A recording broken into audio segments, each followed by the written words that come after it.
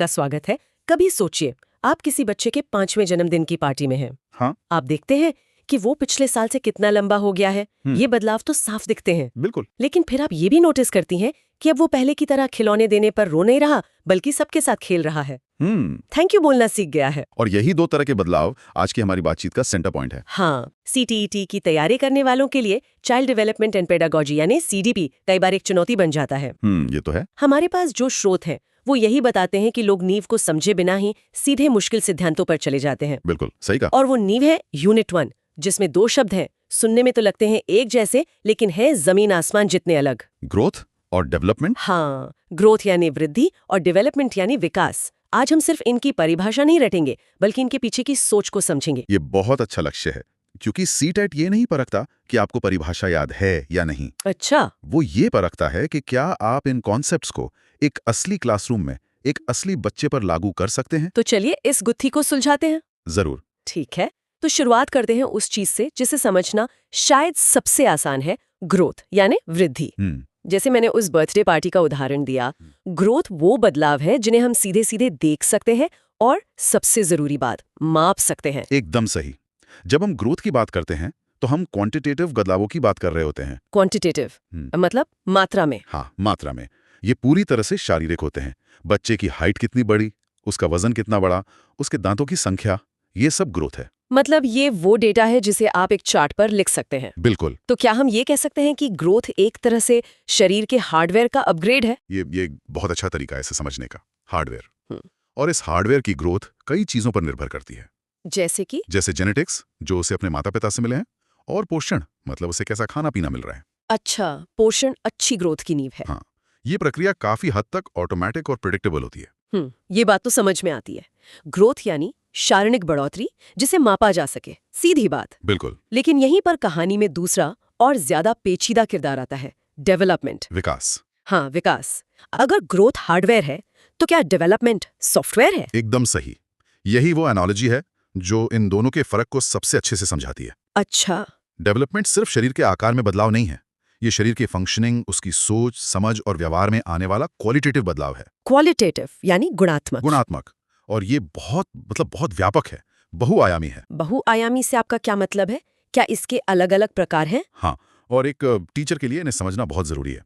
मोटे तौर पर विकास के कई क्षेत्र हैं। ओके। पहला है कॉग्निटिव डेवलपमेंट, यानी संज्ञानात्मक विकास। बच्चे की सोचने समझने की क्षमता। हाँ, याद रखने की, प्रॉब्लम सॉल्व करने की क्षमता।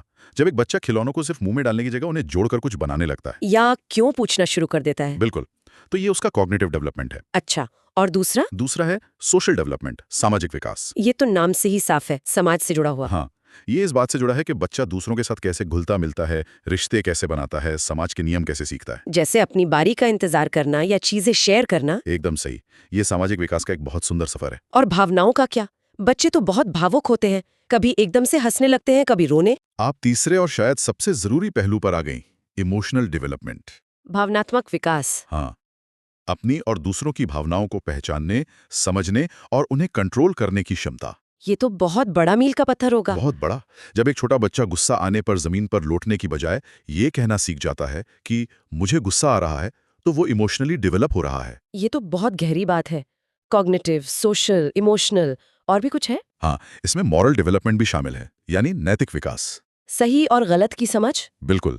और इन सबके साथ भाषा का विकास और मोटर डेवलपमेंट, यानी शारीरिक कौशल का विकास भी जुड़ा है। वाह, तो डेवलपमेंट सिर्फ एक चीज नहीं, ये तो एक पूरे गुलदस्ते की तरह है। हाँ। और जैसा कि आपने कहा, इसे मापा नहीं जा सकता। हम ये तो नहीं कह सकते कि कोई बच्चा आज 2 किलो ज्यादा सामाजिक हो गया है। नहीं, बिल्कुल नहीं। इसे हम सिर्फ बच्चे के बदलते व्यवहार और बातचीत से समझ सकते हैं, उसे ऑब्जर्व कर सकते हैं। इसीलिए ये क्वालिटेटिव है। हाँ, अगर एक बच्चा लंबा हो रहा है तो ये ग्रोथ है, लेकिन अगर वही बच्चा ज्यादा कॉन्फिडेंट हो रहा है और अपनी बात तर्क के साथ रख पा रहा है तो ये डेवलपमेंट है। और यहीं पर बात सीटेट परीक्षा के लिहाज से बहुत दिलचस्प हो जाती है। स्रोत एक बहुत बड़े अंतर की ओर इशारा करते हैं। ग्रोथ की एक मंजिल है, एक सीमा है, लेकिन डेवलपमेंट का सफर कभी खत्म नहीं होता। ये सबसे बुनियादी और गहरा अंतर है। अच्छा। ग्रोथ परिपक्वता, मतलब मैच्योरिटी तक पहुंचने के बाद रुक जाती है। एक व्यक्ति की लंबाई 18-20 साल की उम्र के बाद नहीं बढ़ती। तो उसकी एक तय समय सीमा है। बिल्कुल, एक बायोलॉजिकल टाइमलाइन है। लेकिन डेवलपमेंट डेवलपमेंट एक लाइफ लॉन्ग प्रोसेस है। ये गर्भ से कब्र तक चलती है। वूम टू टूम। हाँ, एक इंसान 60 साल की उम्र में कोई नया म्यूजिकल इंस्ट्रूमेंट सीख सकता है, 70 की उम्र में एक नई भाषा सीख सकता है। हमारा सीखना और विकसित होना कभी नहीं रुकता। तो क्या हम ये कह सकते हैं कि ग्रोथ और डेवलपमेंट दो अलग-अलग रास्ते हैं? अलग तो हैं, लेकिन एक दूसरे से जुड़े हुए भी हैं। वो कैसे? सोचिए, अच्छी ग्रोथ यानी अच्छा स्वास्थ्य और पोषण डेवलपमेंट के लिए एक मजबूत बेस तैयार करता है। एक बच्चा जो कुपोषित है, उसके लिए क्लास में ध्यान लगाना या खेलना ज्यादा मुश्किल होगा। तो ग्रोथ डेवलपमेंट को प्रभावित करती है। और क्या इसका उल्टा भी सच है? क्या डेवलपमेंट भी ग्रोथ को प्रभावित कर सकता है? कुछ हद तक हाँ। जब एक बच्चे का इमोशनल डेवलपमेंट अच्छा होता है, वो खुश रहता है, तो उसका शारीरिक स्वास्थ्य भी बेहतर होता है। तनाव का असर तो पड़ता है शरीर पर। बिल्कुल, तो ये साथ साथ चलते हैं। लेकिन ये याद रखना जरूरी है कि ग्रोथ के बिना डेवलपमेंट संभव है। अच्छा। जैसे एक शारीरिक रूप से अक्षम व्यक्ति मानसिक और भावनात्मक रूप से बहुत विकसित हो सकता है, लेकिन डेवलपमेंट के बिना ग्रोथ सिर्फ एक खाली ढांचा है। स्रोतों में एक और दिलचस्प बात थी। उसमें कहा गया था कि विकास हमेशा सीधी रेखा में या सिर्फ पॉजिटिव ही नहीं होता। इसका क्या मतलब है? ये एक बहुत ही शानदार सवाल है। शुक्रिया। हाँ, विकास हमेशा सकारात्मक हो ये जरूरी नहीं। मतलब नेगेटिव भी हो सकता है? हो सकता है।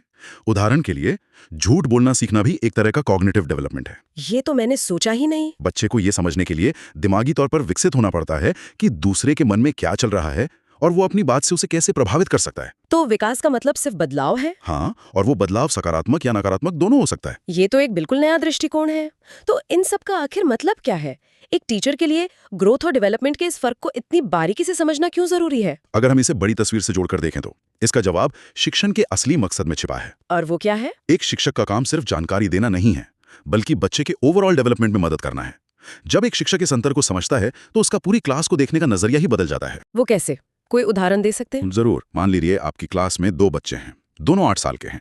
दोनों की ग्रोथ मतलब हाइट वेट लगभग एक जैसी है। ठीक है। लेकिन एक बच्चा बहुत कॉन्फिडेंस से बात करता है, सवाल पूछता है, वहीं दूसरा बच्चा चुपचाप रहता है, किसी से बात नहीं करता। एक टीचर जो सिर्फ ग्रोथ पर ध्यान देता है, उसे शायद कोई फर्क नजर ना आए। बिल्कुल, लेकिन जो डेवलपमेंट को समझता है, वो ये देख पाएगा कि दूसरे बच्चे को शायद सोशल या इमोशनल सपोर्ट की जरूरत है। एकदम सही। वो टीचर ये समझेगा कि हर बच्चा अपनी गति से विकसित होता है। वो ऐसी एक्टिविटीज कराएगा जिससे दूसरे बच्चे का आत्मविश्वास बढ़े। वो ये समझेगा कि उसकी जिम्मेदारी सिर्फ सिलेबस पूरा कराना नहीं है। हाँ, बल्कि उस बच्चे को एक बेहतर सामाजिक और भावनात्मक इंसान बनने में मदद करना भी है। सीटेट यही परखना चाहता है कि क्या आप एक ऐसे शिक्षक बन सकते हैं जो बच्चे के हार्डवेयर के साथ साथ उसके सॉफ्टवेयर की भी परवाह करे। क्या बात है, बिल्कुल यही। ये बात बिल्कुल साफ हो गई। इसका मतलब है कि एक टीचर को ये भी समझना होगा कि किस उम्र के बच्चे से क्या उम्मीद की जानी चाहिए। आपने बिल्कुल सही शब्द का इस्तेमाल किया। इसे डेवलपमेंटली अप्रोप्रिएट प्रैक्टिस कहते हैं। अच्छा। आप 5 साल के बच्चे से 45 मिनट तक चुपचाप बैठकर लेक्चर सुनने की उम्मीद नहीं कर सकते हैं ना? नहीं, बिल्कुल नहीं। क्योंकि उसका कॉग्निटिव और फिजिकल डेवलपमेंट अभी उस स्तर पर नहीं है। उसके लिए खेल खेल में सीखना ज्यादा सही है। तो चलिए आज की इस गहरी बातचीत के मुख्य बिंदुओं को एक बार जल्दी से दोहरा लेते हैं। हाँ, ये अच्छा रहेगा। सबसे पहले ग्रोथ, वृद्धि, ये शारीरिक बदलावों से जुड़ी है। ये क्वांटिटेटिव है, इसे मापा जा सकता है। सही है। और ये एक उम्र के बाद रुक जाती है। बिल्कुल, ये सीमित है। और दूसरी तरफ डेवलपमेंट, विकास, ये ओवरऑल बदलावों से जुड़ा है। कॉग्निटिव, सोशल, इमोशनल, सब कुछ। ये क्वालिटेटिव है, इसे मापा नहीं जाता बल्कि व्यवहार में देखा जाता है। हाँ, और सबसे जरूरी बात, ये एक लाइफ लॉन्ग, कभी न रुकने वाली प्रक्रिया है। एकदम सही। संक्षेप में कहें तो ग्रोथ विकास का ही एक छोटा सा हिस्सा है। ग्रोथ शरीर की कहानी है और डेवलपमेंट उस शरीर में रहने वाले इंसान की कहानी है। बहुत खूबसूरती से आपने इसे सारांशित किया है। अगर हमारे श्रोता इन मूल अंतरों को याद रखते हैं, तो वे इस विषय से जुड़े किसी भी प्रश्न का उत्तर बहुत आत्मविश्वास से दे पाएंगे। जाते जाते मैं श्रोताओं के लिए एक विचार छोड़कर जाना चाहती हूँ। जरूर। ये सोचने वाली बात है कि जब कोई बच्चा साइकिल चलाना सीखता है तो ये क्या है? क्या ये सिर्फ ग्रोथ है क्योंकि उसकी मांसपेशियां मजबूत हुई हैं, या ये डेवलपमेंट है क्योंकि उसने ध्यान लगाना, डर पर काबू पाना सीखा और आत्मविश्वास हासिल किया? बहुत अच्छा सवाल है। क्या हम सच में इन दोनों के बीच कोई साफ लकीर खींच सकते हैं, या फिर असल जिंदगी में ये हमेशा एक दूसरे में गुथे हुए ही मिलते हैं?